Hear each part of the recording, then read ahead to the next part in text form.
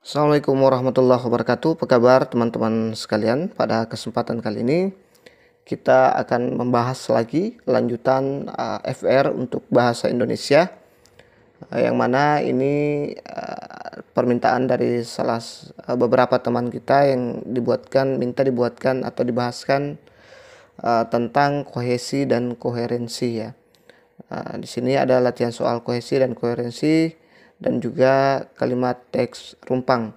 Bagi yang baru bergabung, saya mohon bantuannya untuk klik subscribe, like, dan bantu share. Dan berkomentarlah yang positif biar saya makin semangat dalam mengupload video-video FR terbaru ya. Kalau teman-teman mengikuti channel ini, alhamdulillah sudah ada beberapa FR yang sudah saya bagikan, termasuk di tryout itu berdasarkan FR. Kalau teman-teman betul menyimak soal-soal yang teman-teman lalui di beberapa waktu yang lalu di tahap 1 ya. Oke, ini saya bacakan. Saya masih bingung bagian kohesi dan koherensi. Teman-teman ada yang bisa bantu? Ya, ini semua berdasarkan inilah saya buat FR yang kohesi dan koherensi ini. Sebenarnya materi kohesi dan koherensi itu memang dia agak lebih sulit ya. Dia materi tingkat tinggi dalam bahasa Indonesia. Jadi perlu perhatian lebih, perlu konsentrasi lebih belajar tentang kohesi dan koherensi. Baik, kita langsung masuk apa itu kohesi dan koherensi. Ini menurut Mulyana 2005 halaman 26 menyebutkan kohesi adalah hubungan antar bagian teks dalam teks yang ditandai penggunaan unsur bahasa. Konsep kohesi pada dasarnya mengacu kepada hubungan bentuk, artinya unsur-unsur wacana, kata atau kalimat yang digunakan untuk menyusun suatu wacana memiliki keterkaitan secara padu dan utuh. Ini kalau koherensi didefinisikan sebagai sebuah pola keterkaitan antara bagian yang satu dengan bagian yang lain, sehingga kalimat memiliki kesatuan makna yang utuh ya. Jadi kesimpulannya, kohesi itu dia berhubungan dengan unsur-unsur kata yang berada dalam teks ya. Ini kalau dia lebih mengarah ke kalimat ya. Dia kalau koherensi dia lebih mengarah keterkaitan antara kalimat yang satu dengan yang lain. Kalau kohesi dia hubungan bentuk, artinya unsur-unsur wacana, kata atau kalimat yang digunakan menyusun suatu wacana ya, padu dan utuh. Jadi dia kata ini lebih mengarah ke kalimat ya, seperti itu. Kalau saya salah mohon ditegur ya teman-teman. Saya juga belajar di sini. Kita di sini tidak saling menggurui, kita sama-sama belajar ya teman-teman. Baik, ini ada beberapa, jadi saya singkat-singkat saja ya teman-teman. Nanti teman-teman kembangkan sendiri. Karena kalau full dibahas ini akan sangat lama sekali ya. Penanda yang digunakan untuk mencapai kohesifan wacana ya. Pronomina atau biasa kalau di bahasa Inggris disebut dengan pronoun atau kata ganti ya, kata ganti. Ada kata ganti diri dalam bahasa Indonesia meliputi saya, aku, kami, kita, engkau, kamu, kalian, Anda, dia, dan mereka. Kemudian ada kata ganti petunjuk ya. Ini meliputi ini, itu, sini, sana, di situ, ke sini, dan ke sana. Ada kata ganti penanya dalam bahasa Indonesia meliputi apa, siapa, dan di mana. Kemudian yang keempat, kata ganti penghubung dalam bahasa Indonesia yaitu yang ya. Kemudian kata ganti tak tentu dalam bahasa Indonesia meliputi siapa, siapa-siapa, masing-masing, sesuatu, seseorang, atau para ya. Kemudian penandanya lagi ada substitusi ya. Ini dia, substitusi merupakan hubungan gramatikal lebih bersifat hubungan kata dan makna ya. Kemudian substitusi dalam bahasa Indonesia dapat bersifat nominal, verbal, klausal, dan campuran. Misalnya satu, sama, seperti itu, demikian rupa, demikian pula, melakukan hal yang sama. Ada elipsis, ya. Penanda selanjutnya ada elipsis, ialah peniadaan kata atau satuan lain yang wujud asalnya dapat diramalkan dari konteks luar bahasa. Elipsis dapat pula dikatakan penggantian nol atau zero, sesuatu yang ada tetapi tidak diucapkan atau tidak dituliskan. Elipsis dapat pula dibedakan atas elipsis nominal, elipsis verbal, dan elipsis klausal. Selanjutnya ada konjungsi, digunakan untuk menggunakan kata dengan kata, frasa dengan frasa, klausa dengan klausa, atau paragraf dengan paragraf, ya. Ini ada beberapa konjungsi, ada 6, ya. Yang pertama konjungsi adversatif, biasa contohnya tetapi, namun. Selanjutnya ada konjungsi kausal, sebab, karena. Kemudian konjungsi koordinatif, dan, atau, tetapi, ya, biasa juga sebagai penyambung, ya. Kemudian konjungsi korelatif, entah, baik, maupun. Yang kelima konjungsi subordinatif, meskipun, kalau, bahwa. Selanjutnya ada konjungsi temporal, sebelum, sesudah. Kalau teman-teman tidak bisa hafal yang keenam ini, cukup ini saja, ya, dipahami saja, karena ini juga banyak digunakan untuk mengisi teks-teks yang rumpang. Selanjutnya ada leksikal, diperoleh dengan cara memilih kosakata yang serasi, misalnya pengolahan kata yang sama, sinonim, antonim, hiponim, kolokasi, dan ekuivalent. Ini contoh-contoh dari yang ada di atas ini. Pengulangan kata yang sama, pemuda-pemuda, kemudian pengulangan kata sinonim, pahlawan, pejuang, leksikal sinonim, ya, sorry.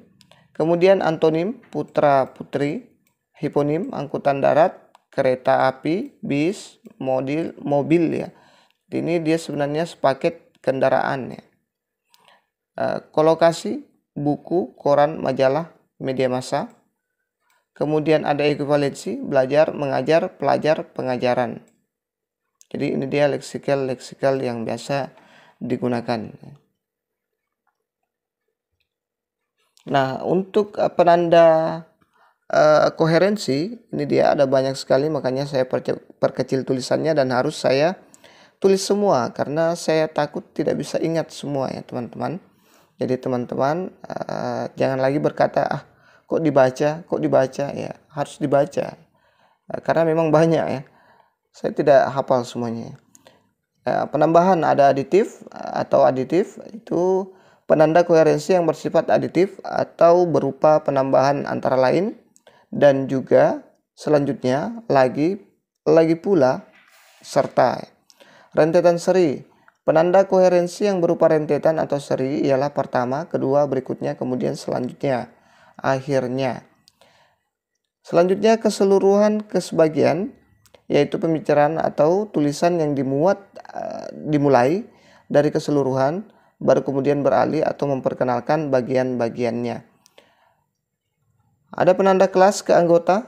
Yang dimaksud penanda koherensi ini ialah dengan menyebutkan bagian yang umum menuju ke bagian lebih khusus. Selanjutnya penekanan. Yang dimaksud penanda koherensi ini ialah kata atau frasa yang memberikan penekanan terhadap kalimat sebelumnya ataupun kalimat sesudahnya. Selanjutnya perbandingan atau komparasi. Penanda koherensi ini ialah sama halnya, hal serupa, hal yang sama, seperti tidak, seperti, dan lain-lain. Pertentangan atau kontras.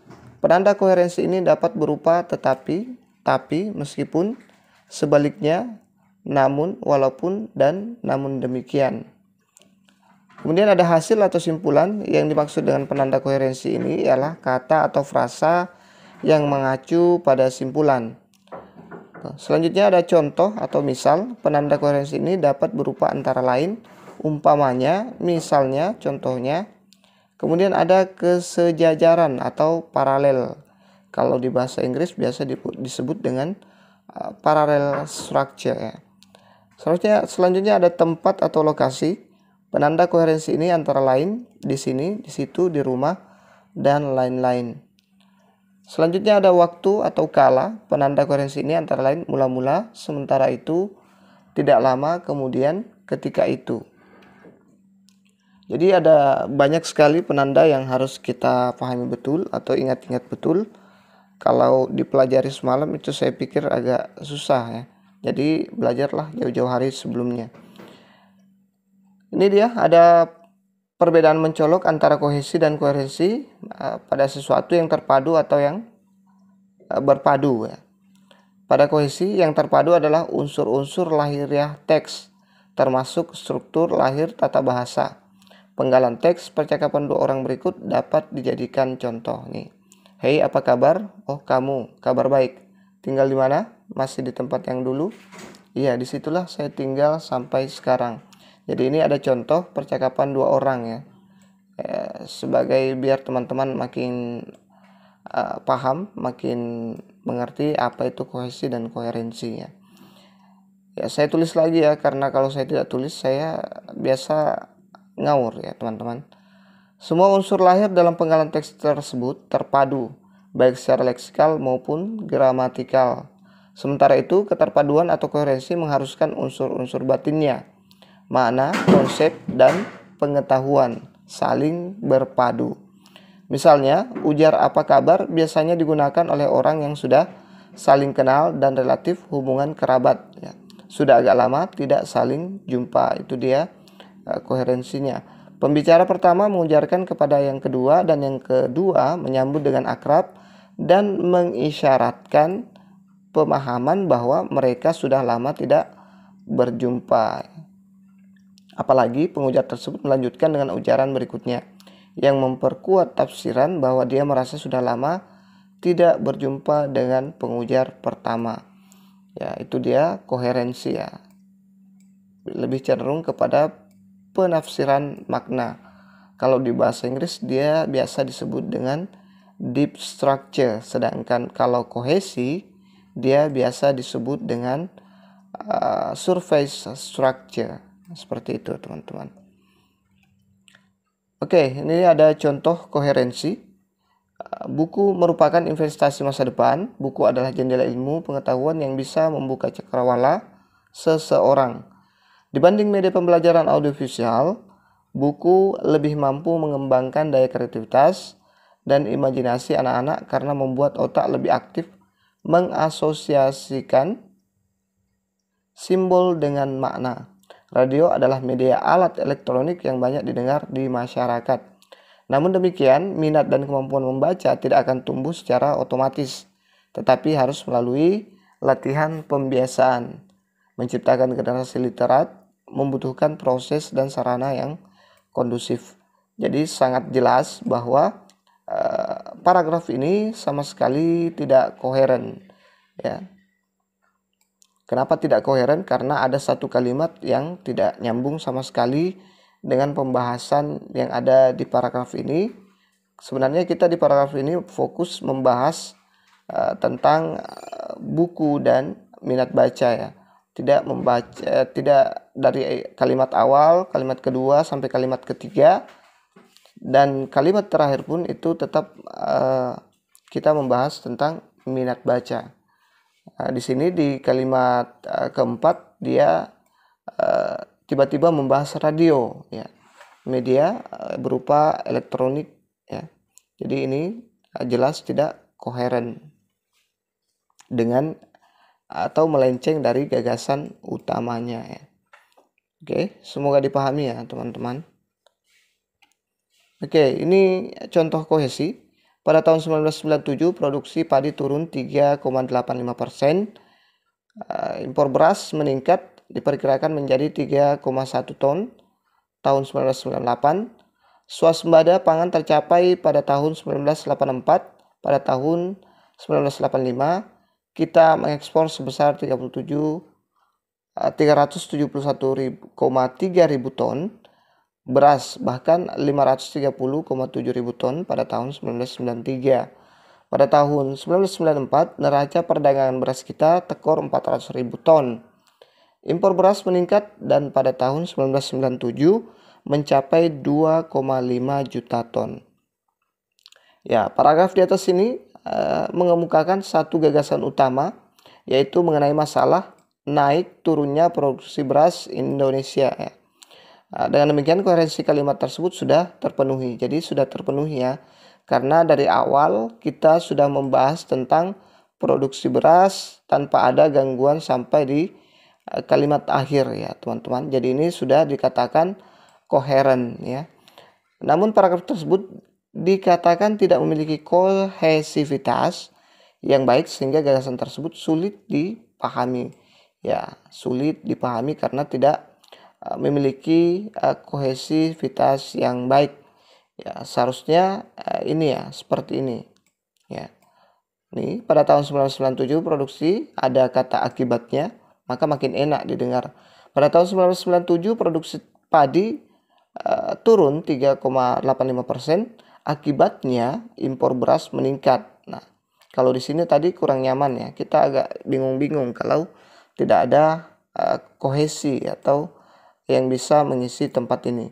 Nah, biasanya kalimat-kalimat rumpang diisi seperti ini.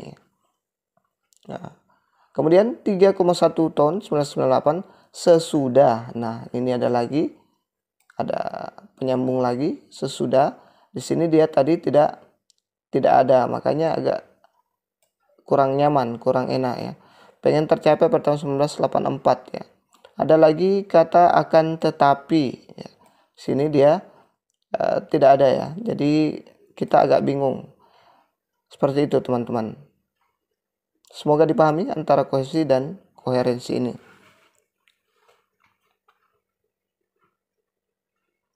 Oke, sekarang coba kita jawab soal-soal berikut ya. Saya kasih beberapa soal. Cermati paragraf berikut. Manusia memang cenderung untuk tidak memerhatikan peringatan Allah. Ia sering melucu. Peraturan kan dibuat untuk dilanggar. Itu ujarnya ya. Mereka tidak sadar bahwa hukum alam tetap sama, tidak pernah berubah. Anda sendiri yang menanggung risiko. Anda mengganggu keseimbangan lingkungan. Anda menuai tanah longsor, banjir, dan bencana alam lainnya. Kata penanda koherensi pada paragraf di atas adalah A. Ia, mereka, dan Anda. B. Manusia, untuk, dan Anda. C. Manusia, peringatan, dan mengganggu. D. Mengganggu peraturan dan risiko. E. Peringatan, melanggar, dan bencana.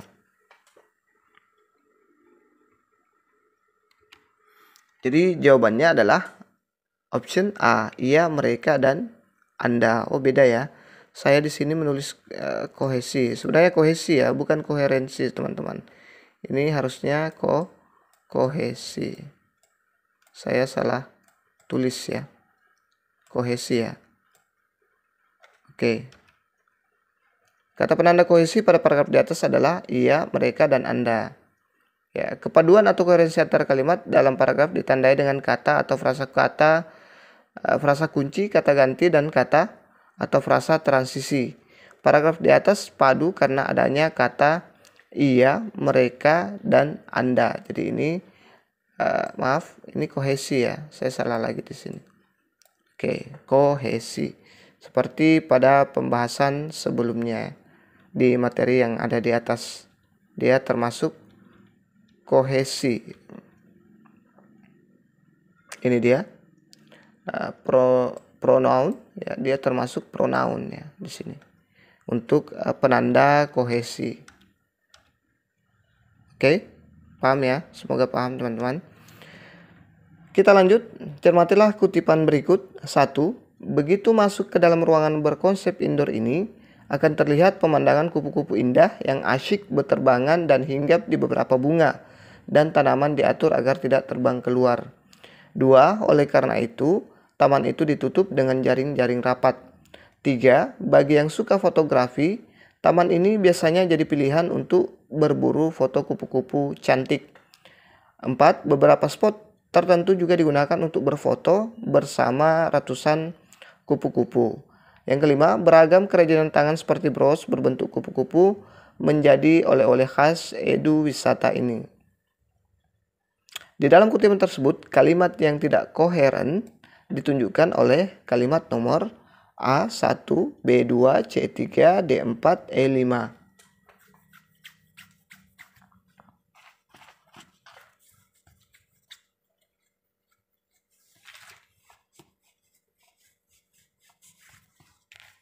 Jadi jawaban yang tepat adalah option E. Ini agak hots ya teman-teman.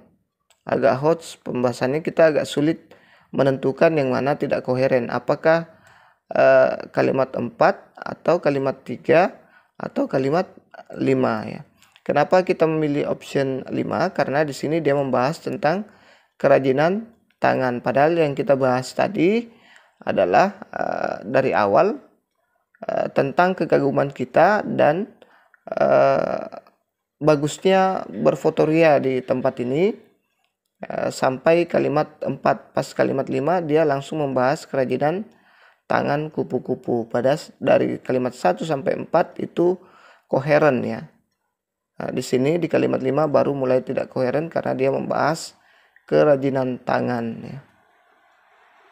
Oke, semoga dipaham ya teman-teman. Kita lanjut ke latihan soal berikutnya. Rumah itu bentuknya bundar, atapnya jerami, dan pintunya mungil. Honai, rumah adat suku Dani di lembah Balim, Papua. Kata yang tepat untuk mengisi bagian yang rumpang agar kedua kalimat tersebut kohesif adalah kata A. Namun, B. Selain, C. Itulah, D. Bukan, E. Pada. Jadi saya yakin teman-teman yang menemukan soal kalimat teks-teks rumpang itu pasti mirip-mirip dengan ini ya. Kira-kira yang mana jawabannya teman-teman? Oke, betul sekali. Jadi jawabannya adalah option C. Itulah ya. Coba kita baca ulang. Rumah itu bentuknya bundar, atapnya jerami, dan pintunya mungil. Itulah Honai ya. Itulah Honai, rumah adat suku Dani di lembah Balim, Papua. Ya, coba kita gunakan yang lain kalau teman-teman tidak yakin. Rumah itu bentuknya bundar, atap jerami, dan pintunya mungil. Namun Honai, ya, itu salah. Ini nama rumah mungil ya. Namun Honai, ya, salah. Jelas tidak enak ya. Selain Honai, rumah adat suku Dani di lembah Balim, Papua. Ya, tidak nyambung ya dengan penyelesaiannya. Bukan Honai, rumah adat suku Dani di lembah Papua.